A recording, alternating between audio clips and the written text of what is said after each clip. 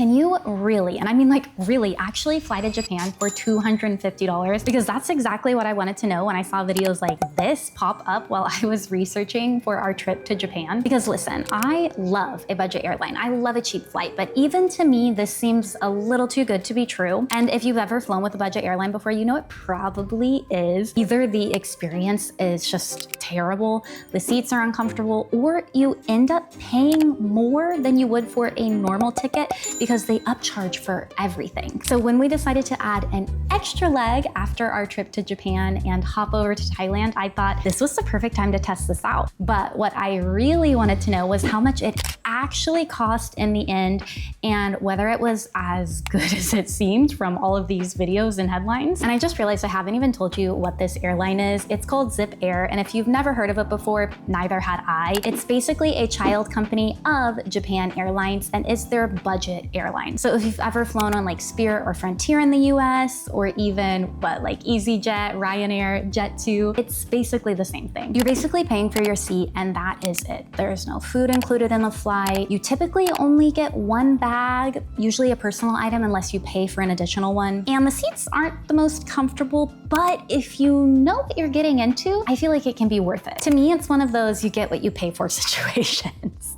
which you're not paying a lot. So yeah, I mentioned it earlier, but we did about 2.5 weeks in Japan and then decided to take a side trip to Thailand on the way home. Now, I didn't realize Thailand was so far from Japan. For some reason in my head, I thought it was gonna be maybe like a 2, 3, 4 hour flight max, but it's actually around 7 hours. And we weren't actually just going to Bangkok. We planned to spend most of our time in a different city called Chiang Mai. However, when we started looking at flights to Chiang Mai, they ended up being kind of expensive. So we thought, why don't we just fly into Bangkok and then take a train to Chiang Mai and basically knock off another item on our bucket list. Conveniently, Zip Air flew this route, so we actually ended up getting 2 tickets, not just an economy, but upgrading to their full lay flat seats for a direct flight from Tokyo to Bangkok. And with no points or additional discounts, this was about $550 per person. Like a very, very good price. But we did have to purchase an additional bag because this was one leg in a multi-leg journey. Throughout the trip, we actually flew on 3 different airlines, and all of these had different baggage restrictions, and hitting kind of like 3 different climates during our trip meant we couldn't travel just personal item only. So we ended up doing a sort of carry-on. For most of the flights, it meant we checked our carry-on bag, but actually for Zip, you can bring 2 different carry-ons. However, this is a big however, those 2 carry-on bags combined can only be 7 kilograms. So I knew that I likely could not bring my rolling carry-on as well as my backpack onto the plane and be under that 7 kilogram limit, which left me with basically 2 different options. Either I could upgrade the weight restriction for my carry-on items, or I could buy a checked bag for about $40 and the weight limit would be much higher, I think 30 kilograms. So since this was gonna be after our Japan trip, I knew we'd probably have souvenirs. I just didn't wanna worry about those weight restrictions. So I decided to add a checked bag for each of us and then keep our carry-on at that 7 kilogram limit. And this is actually probably the perfect time to talk about the sponsor of today's video, Epica. These are 2 of their newest launches and they're really perfect for those carry-on only or lightweight trips. The first are these packing cubes. I have a set of 6, so they also come in a smaller set of 4. And all of these are different sizes, which makes them really easy to fit in whatever bag you're bringing, whether that's a backpack or a roller. And I think with 6 pieces, you could actually share them with another person as well. I personally love packing cubes like this because they help me keep my backpack super organized, because otherwise it's just like a big open bag with everything floating around inside of there. And these make sure I can keep my clothes neat and tidy while still being able to find and easily access all my other stuff. What's interesting about these is they have a much more intense compression than other packing cubes I've tried in the past, which I think makes them great for bulkier items like sweaters or puffy jackets, which I had so much drama with on this trip. My jacket was huge and it was so difficult to fit in my bag. So these would have been perfect for that. Plus the cube itself is pretty deep. So if you wanted to just use it as an organization inside your suitcase, it's deep enough where you could fill that space perfectly. Along with this, they also shared their new travel steamer. This thing heats up so incredibly fast, literally 15 seconds. And it has 2 levels of steam. The first is for lightweight fabric like silk, organza, more delicate things like this. And then the second one that's more intense is for things like linen, denim, and cotton. I personally love bringing linen on trips, so this is really useful for me because it tends to get wrinkled really easily. But what I really love about this is this hidden security feature. The hot plate actually changes colors once it heats up. So with just a glance, you can see if it's hot or whether it's cooled down again and safe to pack. And if you're also a forgetful person like me, it actually turns off automatically after 15 minutes. And of course, it is dual voltage, so it will work throughout the world. I really love all of the products that I've tried from Epica. They do such a great job of not only balancing functionality, but also affordability. So I'll put a link to both of these in the comments, and I think it's time to board this flight. A day before boarding the flight, we started our check-in process, and really, like any budget airline, there's a million different little things that you can add on. They have in-flight meals, as well as different waters or drinks. I was actually shocked. I didn't realize they didn't give you even like a cup of water. And there's actually an upcharge to receive your meal later in the flight rather than at the beginning, which I've never seen before. In addition to that, they had other things like airport service, as well as an amenity set and different snack boxes.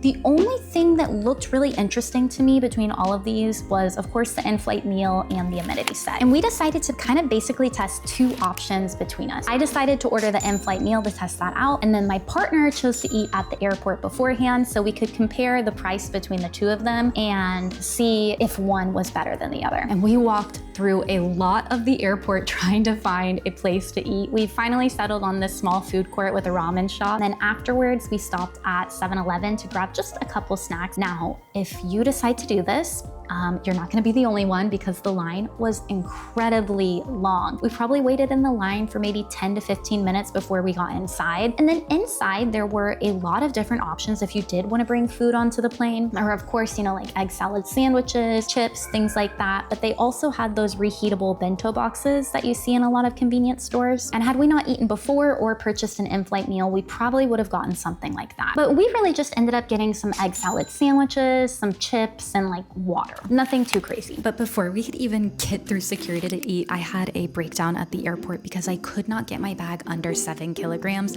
I stuffed my pockets of my coat with my photography equipment. I tried to hide my sling under my jacket, which is like so obvious when watching these videos, but I didn't have any more room to put stuff in my checked bag. But thankfully they didn't weigh my carry-on, and all my stress melted away once we actually got on the plane because it was so nice. When it comes to like budget airlines, I always try to keep my expectations low. But to me, this seemed like a very normal business class seat. Now, I'm not a regular business class flyer, so maybe I don't have proper expectations for this. The only major difference though was that we didn't actually have an in-flight entertainment system or a screen. Where that would usually be was just like a normal net like you'd see on the back of a seat for you to tuck your things in. But the space and the seat was huge. Like, let me just show you. Once you sit down, you can see the netting there where the screen would usually be, and then you have a little counter area with a shelf.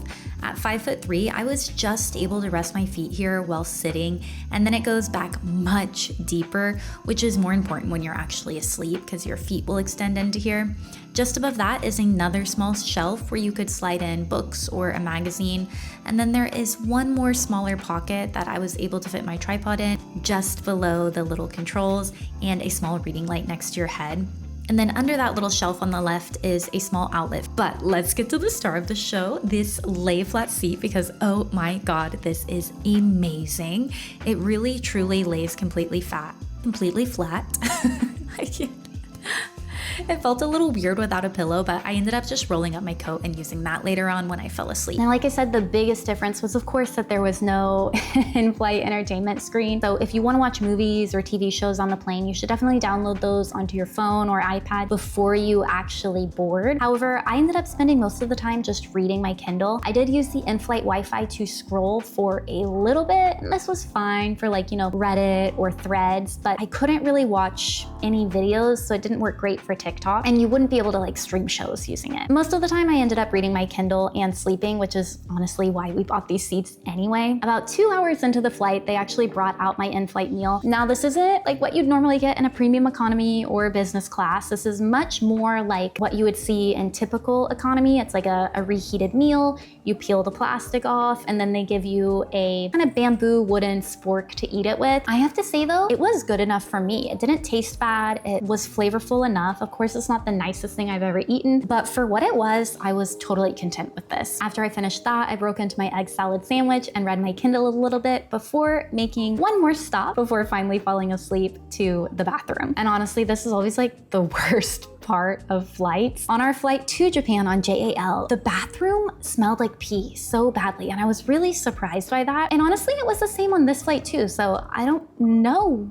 if people were just like peeing on the ground. I definitely wouldn't bring my slippers into the bathroom here. I would put on my real shoes. But otherwise, it was a pretty standard bathroom. It wasn't too big. The only noticeable difference though was just like JAL, this bathroom had a little bidet that you could actually use on the toilet, something I've never seen before and feels very Japanese. And then it was time for me to fall asleep. Rather than purchasing the amenity kit, which comes with like a blanket, an eye mask, I think a neck pillow, it was winter when we were traveling, so I just took my puffy coat and rolled it up and used it as a pillow. Earlier in the flight, I had used it as a blanket. It didn't bother me because the flight wasn't too cold and I felt comfortable with this. Really the highlight though is that these seats laid completely flat. And because of that, I actually slept for a full 4 hours, which is insane because I always struggle to sleep on the flight. Despite having no seat back entertainment, this really just felt like a normal plane. It didn't feel any worse or lower quality than other international flights I've taken. It was honestly a much nicer experience than I was expecting, which means it's time to tally up the costs and see how much we actually spent on all of this. For each lay flat seat, it was $550 per ticket, plus an additional $39 in taxes. Each checked bag was another $40. My in-flight meal was $10. Austin's ramen was $13, which honestly ended up being about the same price. And then I forgot to keep a receipt from 7-Eleven, but I'm just gonna say we spent $10 per person. The egg salad sandwiches were 270 yen, plus maybe some chips and water. I think we can just say $10 per person. All of this together came out to about $649. Like,